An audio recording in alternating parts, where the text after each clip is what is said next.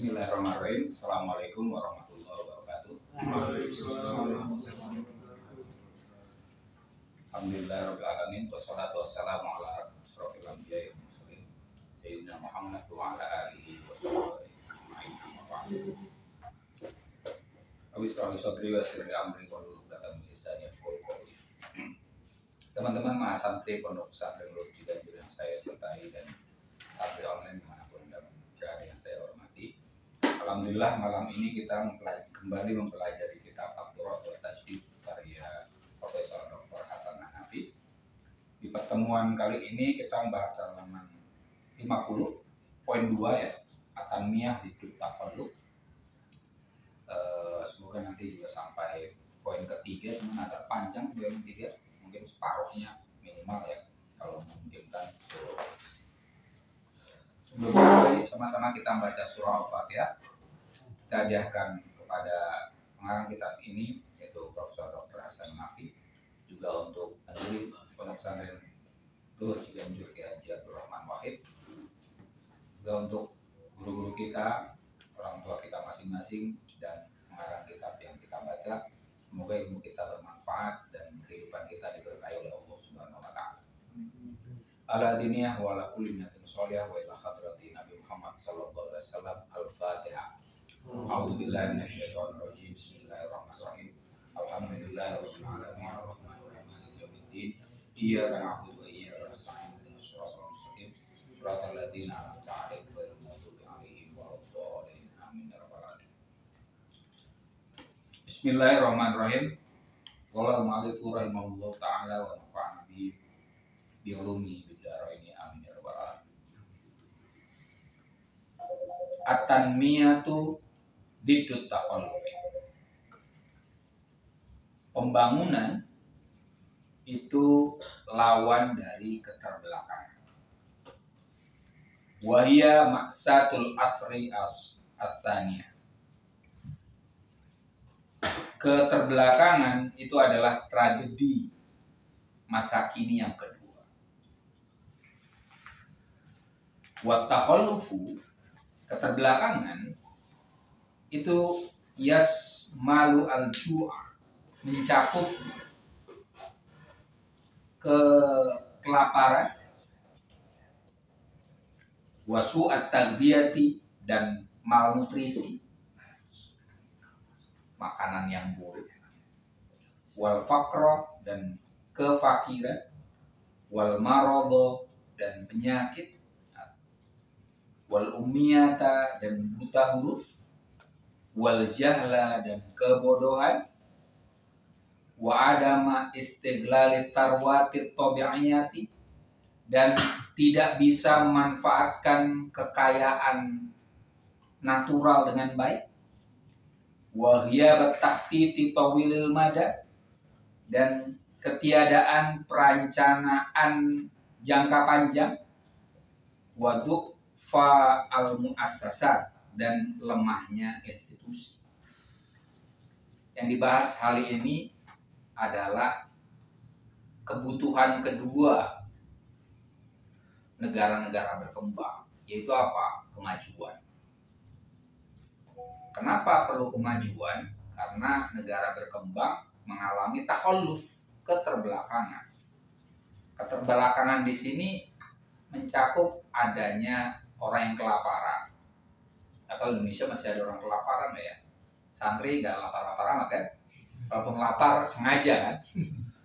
Kalau puasa ya semoga ya. Benar Mas Haji? Ya. Wasu'at tahdiyah. Mungkin kalau zaman dulu tuh yang mengalami kelaparan itu kayak di Ethiopia ya. Saya dulu SD itu melihat di TV ya. Itu orang-orang hitam kemudian kurus kering ya karena wa su'at taghdiyah ya. Wal faqr, kefakiran ya dalam hal ini juga kemiskinan juga ya. Kalau di fikih itu kan dibedakan ya antara fakir dan miskin ya. Kalau miskin itu tidak ada pemasukan sama sekali. Kalau fakir itu punya pemasukan tapi tidak mencukupi kebutuhan harian ataupun bulanan. Ini paling tidak kefakiran. standarnya ya jangan pakai standar Indonesia ya. Standarnya apa namanya World Bank gitu ya, luar negeri lah. Kalau pakai standarnya Indonesia, ya presiden kita senang aja ya, katanya wah Indonesia kemiskinannya menurun gitu kan. Padahal kalau standarnya internasional ya kita sebenarnya lebih banyak orang miskin daripada orang yang berpunya semacam itu. Marot, sakit ya. Indonesia alhamdulillah minimal sejak zamannya Pak Jokowi ada BPJS ya, sehingga orang tidak terlalu kesulitan dalam berobat ya. Tapi ya tadi ada yang di cover oleh pemerintah, yang tidak akhirnya ada yang nunggak. Kalau udah nunggak akhirnya nggak bisa berobat dengan nyaman, itu juga masih bermasalah. Dan konon juga BPJS itu merugi ya, rumah sakit yang bekerja sama dengan BPJS juga banyak yang belum diganti secara penuh oleh BPJS. Itu juga berarti masih masalah juga kita ya. Soal wal ummiyah, lumayan lah Indonesia kalau sekedar buta huruf mungkin ya tidak seperti zaman kemerdekaan lah ya. Sekarang rata-rata orang bisa membaca ya. Sekedar membaca. Tapi kan sebenarnya kalau kalian bergerak di bidang literasi itu kan kemampuan membaca itu kan bukan sekedar membaca huruf ya, tapi mencerap makna. Seperti yang kita pelajari baca kitab ini kan bukan sekedar baca ini ya, tapi sampai ke maknanya, bahkan ke maghzanya. Itu bangsa Indonesia, apalagi anak-anak muda sekarang yang masih sekolah, belum sampai ke situ. Ukurannya apa? Anda coba aja iseng-iseng anak sekolah ya, suruh baca satu teks, tutup teks itu, suruh jelasin lagi apa yang kau tangkap dari itu belum tentu bisa nyeritain lagi. Itu artinya sebenarnya secara kognitif masih buta huruf. Karena kalau melek benar-benar literate, itu dia bisa mengungkapkan kembali apa yang dia baca, apa yang dia tonton dengan bahasanya sendiri, dengan pengalaman pribadinya. Nah, itu kita masih lemah di situ. Ya, Anda bisa coba ke adik kalian semacam itu. Itu problem di Indonesia. Kita hanya bisa baca huruf, tapi tidak bisa mencerap makna di dalamnya. Nah, itu sebenarnya ummiyah ya. Indonesia masih ngalamin. Wal jahl tadi, bodoh. Ya kalau konon kita IQ-nya berapa? Rata-ratanya rendah ya, Indonesia ya. Itu juga problem ya. Sehingga kita oke lah bisa baca, bisa nulis ya, bisa nulis, tapi tadi nulis media sosial yang karena literasinya kurang, akhirnya ya sampah doang yang kita bisa baca di media sosial. Seringkali sampah isinya ya. Kalau ada yang dalam sedikit udah ditolak ya karena itu tadi sebenarnya jahil ya, yang bodoh, hanya bisa baca, hanya bisa nulis, tapi ya nulisnya bukan yang menulis dalam pengertian yang logis, kreatif. Itu perlu kemampuan lebih lagi. Itu kalian perlu, itu PR kita sebenarnya, PR kita. Saya tempo hari udah cukup lama, 2019 waktu saya ke Australia, itu saya sama kawan saya itu ngasih oleh-oleh pada sahabat kami yang punya anak kecil, buku cerita Indonesia gitu. Ini anak kecilnya bapak ibunya bisa bahasa Indonesia, dia sehingga bisa belajar bahasa Indonesia. Bahasa Inggrisnya tentu saja orang Australia bagus ya. Kemudian kita belikan buku bahasa Inggris lah. Itu berapa hari kemudian saya tanya tentang apa yang sudah dia baca, itu dia bisa cerita panjang lebar loh. Nah, hal serupa saya coba ke ponakan saya, termasuk anak saya itu. Kok mandek ya? Nah itu artinya memang ada yang nggak beres di pendidikan kita, ya. Jahil jadinya jahil. Kemudian negara berkembang juga mengalami takhalluf, keterbelakangan karena apa? Ada istighlar sarwat atau BI, ya. Tidak bisa menggunakan, memanfaatkan sumber daya alam dengan baik. Ini relate banget sekarang ya di Indonesia. Coba di Indonesia ini apa yang tidak kita punya terkait dengan SDA, sumber daya alam. Kita minyak kita pernah punya, ya. Kita bagian dari OPEC dulu, sampai sekarang udah enggak lagi, ya. Emas kita punya. Sekarang kita punya nikel. Bukan seperti negara lain yang kemudian kita nyebut negara Anda kayak apa gitu. Misalnya kan mereka hanya nyebut misalnya minyak, ya. Negara petrodolar karena minyak. Kita minyak punya. Gas alam punya. Apapun kita punya. Tapi kenapa masih terjadi ketimpangan?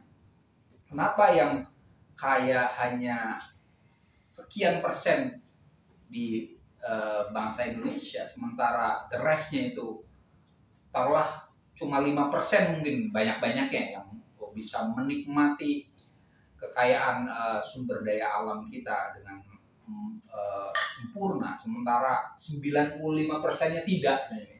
Ini karena tadi ada istighlar tarwat atau bi'iyah, ya. Tidak bisa memanfaatkan kekayaan sumber daya alam kita dengan baik. Itu takhalluf. Takhalluf. Wahiyat at-takhtit tawil mada. Tidak adanya perencanaan jangka panjang. Kita ada kementeriannya ada, ya, Bappenas, ya. Kita juga punya apa dulu gitu, ya, bukan kita ya Pak R. Rencana sekian tahun dan seterusnya. Tapi sepertinya Indonesia gini-gini aja. Kita baru merdeka, tapi ya merdekanya masih ritual aja, seremonial, ya, seremonial. Sejauh mana kita sungguh-sungguh merdeka?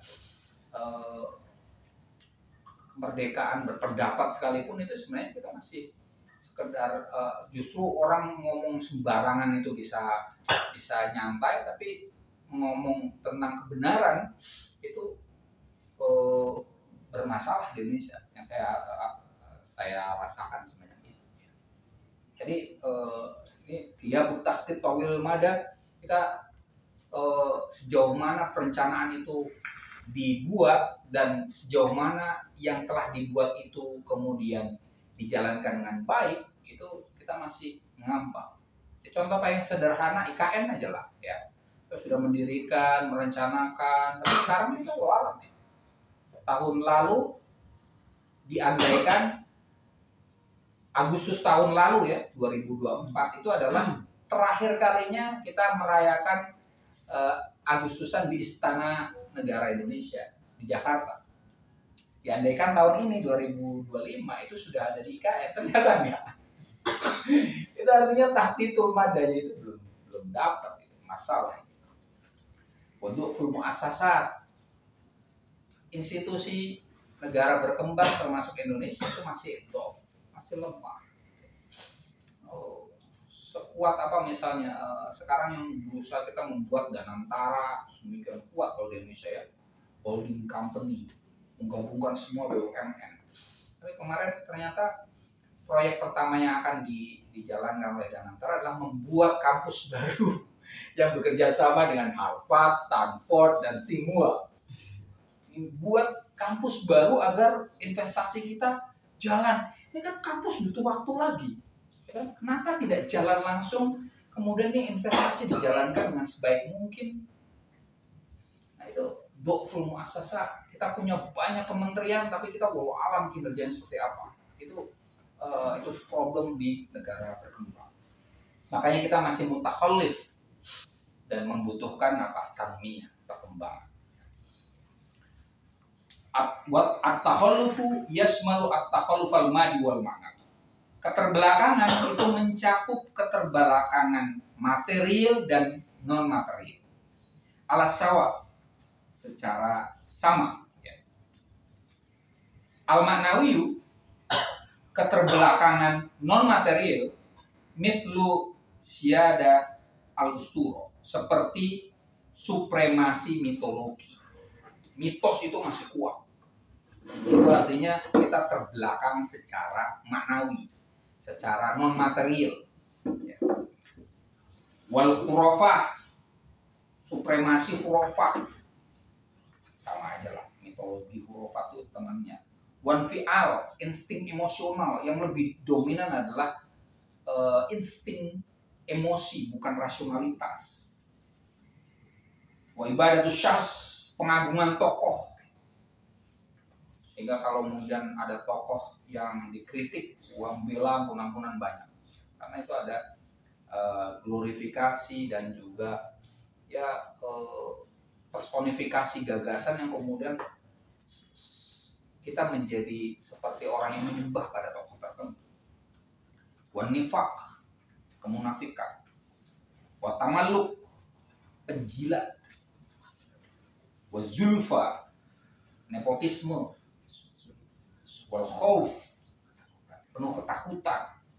Wasalbiyah, penuh hal-hal yang negatif. Wal istiqamah, mundur dari dunia. Asketis tapi makanya udahlah, apatis benar. Ya. Wal qadha, mati. Oh bukan, wal qadha wal qadar, nrimo ing pandum. Semua wis takdir. Kita miskin ya memang udah ditakdirkan miskin, mau gimana lagi? Kalau tidak ada orang miskin, maka nanti siapa yang jadi tukang bangunan? Gak ada orang gitu. Ya. Jadi ada tukang bangunan, ada orang miskin, ada orang ngemis, itu ya sudah takdirnya Allah. Padahal ada loh negara yang di dalamnya tidak ada lagi orang miskin. Ya kan? Uni Emirat Arab itu tuh bingung mau ngasih zakat kemana. Di negaranya udah nggak ada lagi orang fakir miskin, mustahil zakat dilempar ke kita. Ya kan? Itu sebagai contoh, artinya mungkin loh bagaimana caranya agar tadi ya kondisi yang buruk itu bisa diubah. Jadi jangan terima yang pantun. Sebenarnya apakah dengan demikian kita menolak qadha dan qadar? Bukan. Cara menafsirkannya qadha dan qadar saja yang kita keliru. Kita tetap meyakini adanya qadar dan qadha. Jangan dibalik ya, sebenarnya qadar dulu baru qadha. Saya udah pernah ngajarin kalian nih kalau masalah. Qadar itu ukuran. Kalau bahasa filsafatnya adalah potensi. Al-Qur'annya misalnya contoh qadar itu fa'alhamaha fujuraha wa taqwa.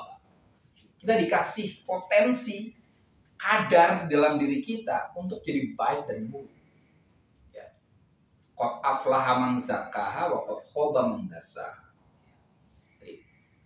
Kalau dia membersihkan dirinya, maka dia akan beruntung.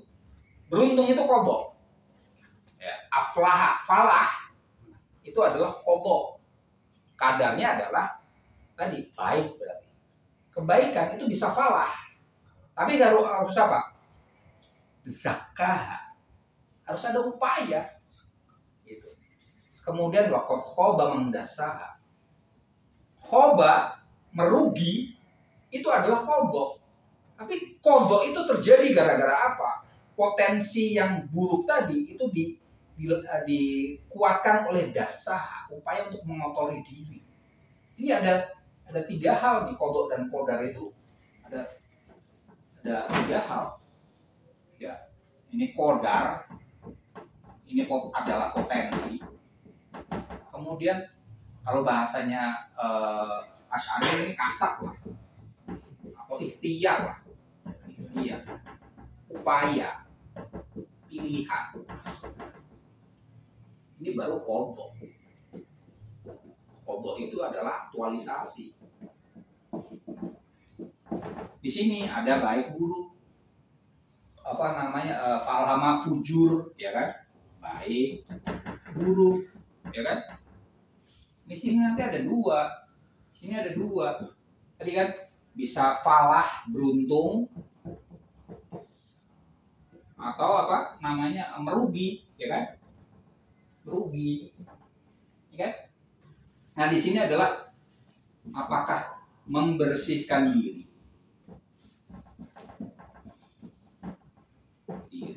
atau mengotori diri. Ini kan? Ini loh. Ini kalau ini ketemu ini, nah hasilnya ini. Ya.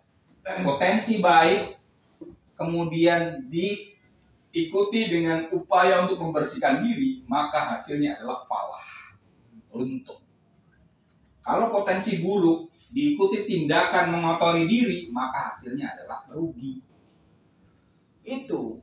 Jadi tidak dengan demikian semuanya udah ditentukan oleh Allah dari zaman azali. Nek dari sononya beruntung ya beruntung, dari sononya merugi ya enggak kayak gitu. Enggak kayak gitu. Ini Al-Qur'an, jawabannya dari Al-Qur'an buat ada di sini nih. Disinilah kita enggak 100% wayang. Nah, mempercayai kodok dan kodar itu mempercayai ini nih. Bukan sekedar semuanya itu sudah semua tercatat ya, tercatatnya kayak gini loh. Jadi filauhil mahfud maksudnya kayak gini.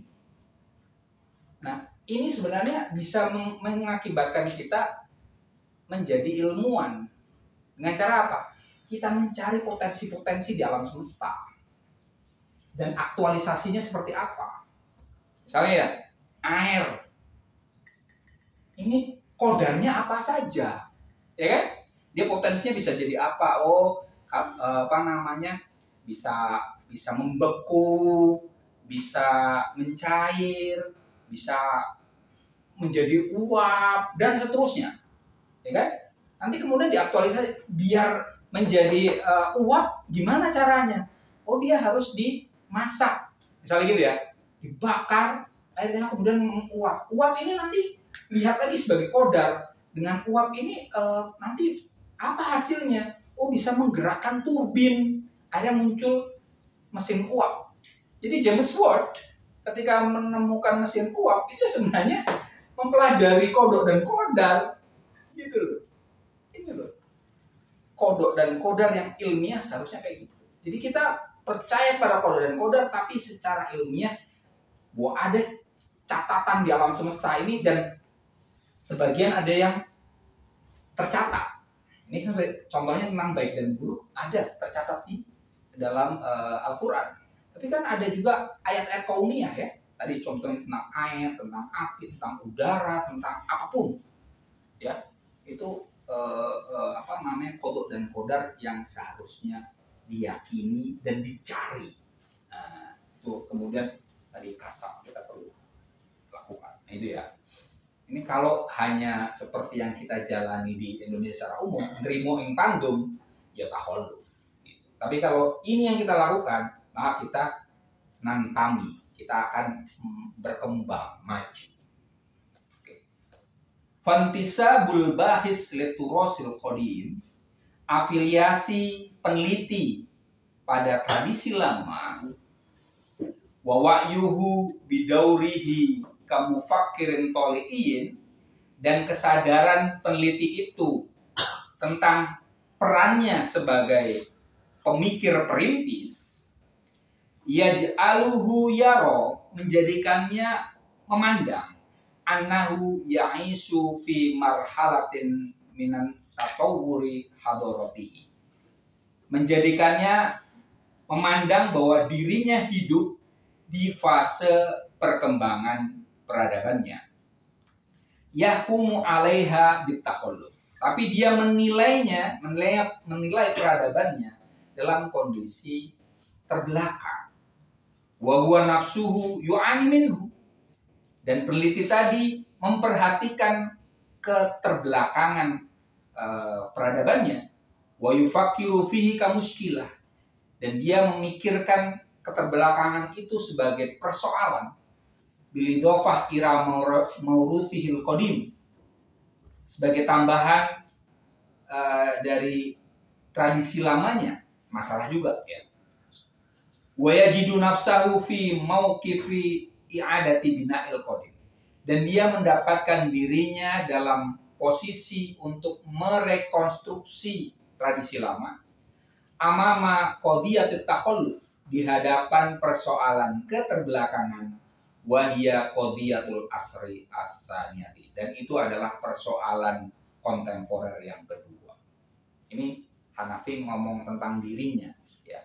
Dia memposisikan diri sebagai mufakirin toliin, ya, pemikir perintis yang melihat peradaban kita ini sebenarnya harusnya berkembang terus, ya. Tapi kok sekarang terbelakang. Maka kemudian dia melihat keterbelakangan peradabannya sebagai persoalan yang perlu direkonstruksi, ya. Sehingga dengan rekonstruksi itu diharapkan peradabannya berkembang lagi dan bisa maju. Yara fil qadimi suratal umrah wa madhahiral isdihar wa taqaddum.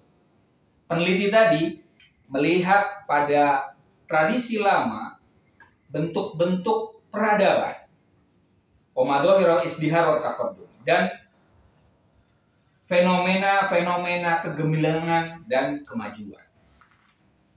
Dia melihat dalam hal ini Hanafi sebagai peneliti Arab, ya, melihat masa lalu Arab itu kan dahsyat, ya. Ada peradaban dinasti paling tidak dari Abbasiyah, itu kan dahsyat. Sampai Turki Utsmani saja secara militer kita umat Islam sempat kuat, ya kan, isdihar. Tapi kemudian dia melihat wayara fi waqi'ihi, peneliti Arab tadi dalam hal ini Hanafi melihat pada realitasnya saat ini suarul fakri, gambaran-gambaran tentang kefakiran, wajawani batakhalluf wan nuqus, dan sisi-sisi keterbelakangan dan kemunduran. Dia melihat kok sekarang mundur, ya. Hina idin yajidu al-bahithu nafsahu muttarran liskoti maha fahimat takhallufi wa tanmiyati alal bina'il fikri fit turasil qadim.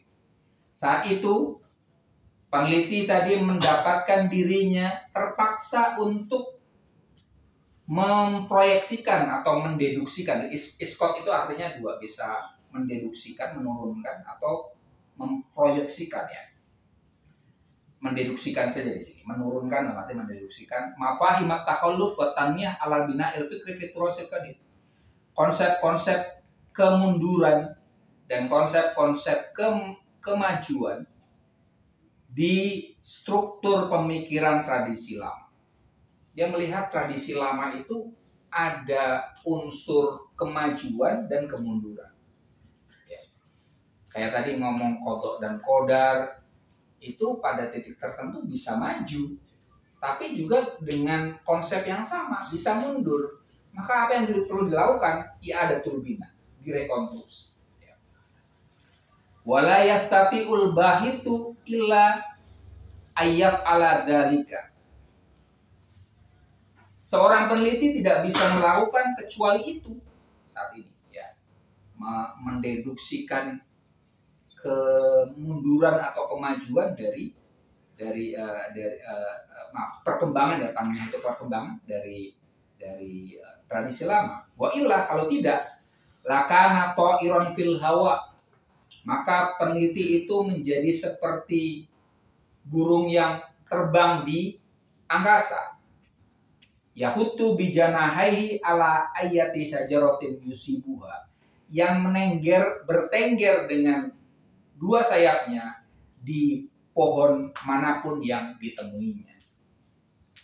Yang dikatakan oleh Hanafi adalah ini perlu bagi pemikir negara berkembang, apalagi dalam hal ini punya tradisi Islam yang pernah gemilang zaman lampau, untuk melihat ulang tradisi lama yang pernah gemilang itu.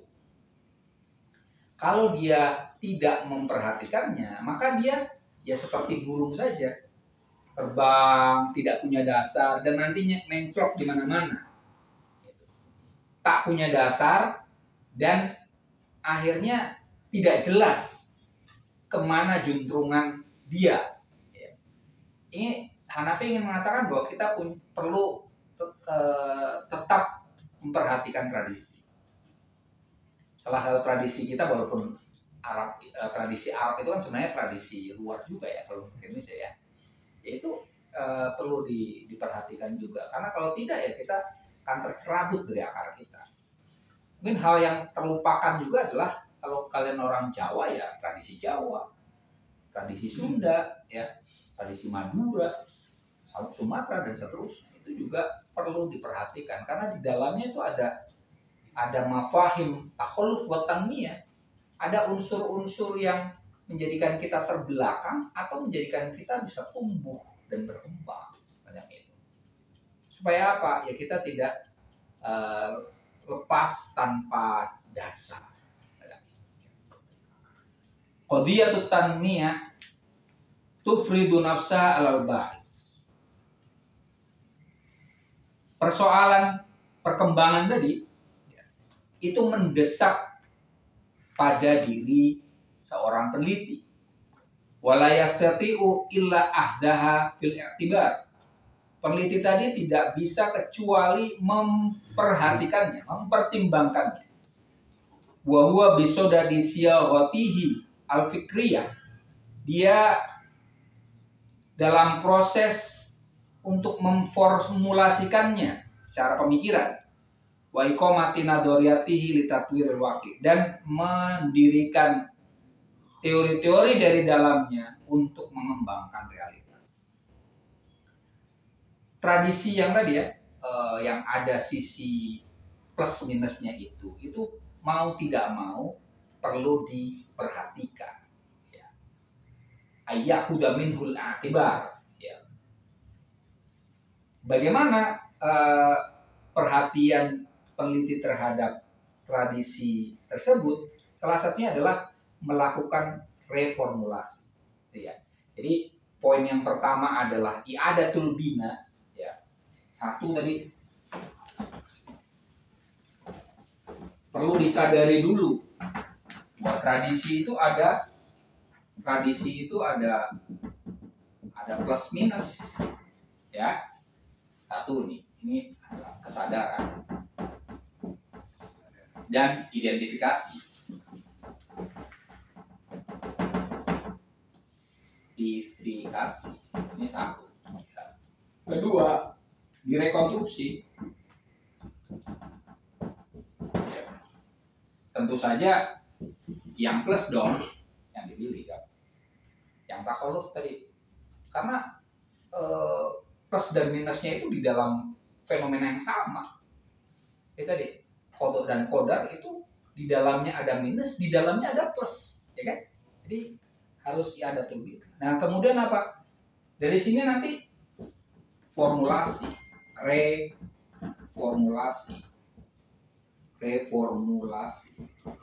kemudian bahkan teoritisasi. Wah ini kalau udah sampai ini nih sudah tindakan filosofis ini.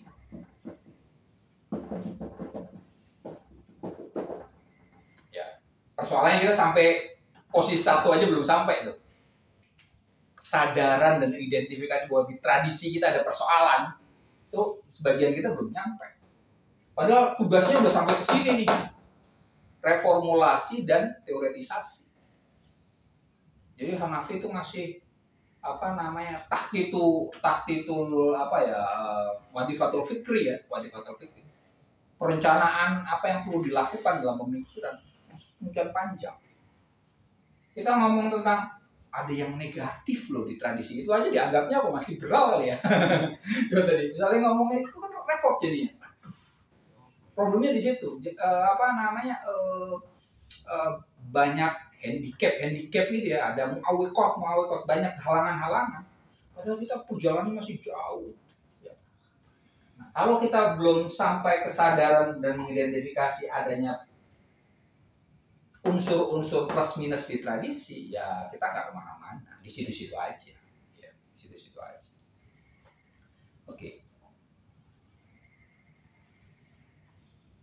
Waqad takhallafa fikru na'di. Sungguh telah terbelakang pemikiran agama kita. Coba kita berani ngomong kayak gitu repot banget ya. Kita terbelakang pemikiran itu, orang pemikir Indonesia nggak berani ngomong kayak gini. Wa nahnu fi qalbil bilad an-namiyah. Padahal kita berada di jantung negara-negara berkembang. anil fikri ad-dini fi biladin nabiha ukhra. Dibandingkan, kita terbelakang dibandingkan dengan pemikiran agama di negara berkembang yang lainnya. Hanafi dalam hal ini membandingkan, paling nggak Mesir ya, tidak dengan negara maju, dengan sesama negara berkembang. Amerika Latinnya masalah. Contohnya dalam halnya adalah Amerika Latin. Walam nurbit ba'du baina ad-din wa tanmiyah. Kita belum sampai mengkaitkan antara agama dan pembangunan. Bainal iman wa taqaddum. Bahwa iman itu harus ada kaitannya dengan kemajuan. Bainal lahud wa taghyirul ijtimai. Wa taghyirul ijtimai. Antara teologi dan perubahan sosial. Wa mazilna nadau ad-din fi janibil iman. Kita masih saja meletakkan persoalan agama di sisi keimanan, wa tanmiyata fi janibil iqtisad, dan meletakkan perkembangan di sisi ekonomi. Jadi cenderungnya kita sekuler jadinya. Ya, sekuler. Hanafi itu muwahhid. Muwahhid itu orang yang benar-benar menyatukan. Islam itu tauhid. Jadi dalam hal ini misalnya agama itu ya tidak sekedar persoalan iman, gitu. Tapi bagaimana termanifestasi dalam kehidupan yang konkret di kehidupan kekinian.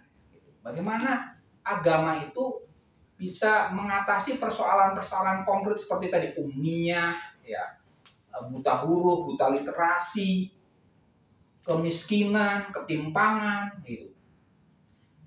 Jadi tidak cukup hanya mengajari umat dengan rukun iman, rukun Islam.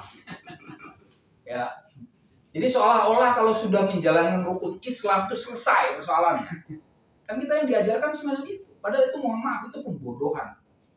Bodohan publik. Jadi seolah-olah selesai kalau kita udah sholat. Selesai kalau kita udah puasa. Kalau belum sholat itu dioprak-oprak gitu. Kalau belum puasa udah oprak-oprak. Padahal itu sekedar ritual, itu sesulit-sulitnya ritual itu hanya ritual. Maka dia ngobrol sama Mas Aji, ya kan, tentang iman itu kan. Ya kan masih sekedar lambe loh. Masih di bibir doang gitu. Padahal yang namanya iman itu dalam loh konsekuensinya. Dan harus siap dengan berbagai hal. Ketika kita berani, kita mengatakan kita beriman kepada kutubihi, kitab-kitab Allah. Itu kan berarti tidak hanya iman pada Al-Quran. Ya kan? Kitab-kitab sebelumnya itu perlu dibaca. Kalau nggak usah sampai iman lah. Kita tadi sudah aja bilang, kita dituntut oleh kullun amana billahi wa malaikati wa kutubihi wa rusulihi la nufarriqu baina ahadin min rusulihi. Ya kan? Tuntutan Al-Quran berat loh itu. Mengimani kitab-kitabnya. Mengimani itu lebih berat daripada sekedar baca. Persoalannya apakah kita ini udah baca misalnya Bible, Alkitab, Perjanjian Lama, Perjanjian Baru, belum baca aja udah wah kafir nanti kau, ya kan? Padahal itu kalau kita membaca itu kita ikuti perintah Al-Quran, perintah Allah. Nah itu sebagai contoh. Kita belum sampai ke situ. Jadi masih sebenarnya kita sekuler. Di Indonesia ini sekuler. Kalau kita mengecam sekularisme, tapi sebenarnya melakukannya. Ya kan? Kalau sungguh-sungguh non sekuler, itu maka hadirkan agama pada kehidupan yang konkret. Ya. Contoh misalnya kita menyatakan bahwa sholat itu wajib. Misalnya ya. Kemudian kita cari di Al-Quran itu sebenarnya pesan utamanya sholat itu apa? Kita mauquta, ya kan? Mauqut, ada waktu. Ngajari kita agar peduli sama waktu. Kemudian inna sholata tanha 'anil fahsya wal munkar. Sholat itu sarana supaya kita mencegah diri dari kemungkaran. Tujuannya adalah terbebas dari kemungkaran, keburukan. Jadi belum selesai itu. Kalau hanya sarana doang tapi kemudian korupsi di Indonesia menggila, itu artinya kita di Indonesia itu nggak sholat, pasar dalam muka. Ya. Kalau sholatnya luar biasa, hajinya luar biasa, tapi dana haji dikorupsi, ya kan? Kuota haji itu kemudian seharusnya diberikan kepada orang-orang yang seharusnya tidak, yang berhak, tapi kemudian dijual, itu pada hakikatnya nggak sholat, nggak haji juga, kapitalis, kapitalis tapi dengan balutan agama, komodifikasi agama. Nah itu artinya sekuler, ya. Giliran tidak sekuler tapi tadi mengkapitalisasi agama, jadi kan repot. Jadi kalau saya bilang Hanafi ini jauh lebih Islami daripada orang yang selama ini menganggap dia sebagai orang kiri dan orang yang sekuler. Karena bagi Hanafi itu antara perkataan, pikiran, dan perbuatan itu satu. Jadi tadi mas, yang namanya iman itu takrir bil lisan, tasdik bil qalbi, wal amal bil jawarih, itu sungguh-sungguh. Ilmu itu seharusnya kayak gitu. Jadi tidak hanya kata-kata, tidak hanya yang terpikir, tapi juga terlihat dalam perilaku. Contoh yang nggak usah yang susah-susah lah, tapi ini sebenarnya susah. Nggak susah-susah tapi sebenarnya susah. Ya, coba perintah pertama Allah kepada Nabi Muhammad itu apa? Iqra, baca. Jadi kewajiban pertama kita pengikut Nabi Muhammad itu baca. Sebelum Allah menyuruh Nabi Muhammad untuk sholat, itu suruh baca. Artinya apa? Indonesia orang Islam itu seharusnya nggak ada yang illiterate, ya kan? Buta huruf itu berarti bukan pengikut Nabi Muhammad, ya kan? Tadi kalau sudah bisa membaca tapi hanya baca huruf itu masih belum pengikut Nabi Muhammad, karena Nabi Muhammad itu jadi membaca itu bukan sekedar membaca huruf kan? Muhammad konon umminya dalam pengertian, banyak pengertian ya, tapi ada yang mengatakan nggak bisa baca tulis. Tapi kok beliau bisa membaca kan luas, membaca kondisi, ya tuntutannya jauh lebih tinggi dari sekedar huruf. Itu dia. Tapi ternyata di Indonesia yang umat Islam Indonesia sekarang udah nomor 2 ya dibanding Pakistan ya, itu masih banyak illiterate ya, belum melek huruf dalam pengertian bukan huruf tapi melek pengertian, itu berarti bukan umat Nabi Muhammad. Ya, oke. Ternyata kita satu poin saja nih, tamiyah saja. Ya. Karena kalau mau ngelanjutin ini takodum masih cukup panjang. Minggu depan ini Mas Akmal berarti temanya adalah kemajuan. Ya. Kalau sekarang adalah perkembangan, maka minggu depan adalah kemajuan, takodum. Itu saja untuk malam ini. Terima kasih atas perhatian teman-teman semua. Kurang lebihnya mohon maaf. Wallahu muwaffiq ila aqwamit thoriq. Wassalamualaikum warahmatullahi wabarakatuh.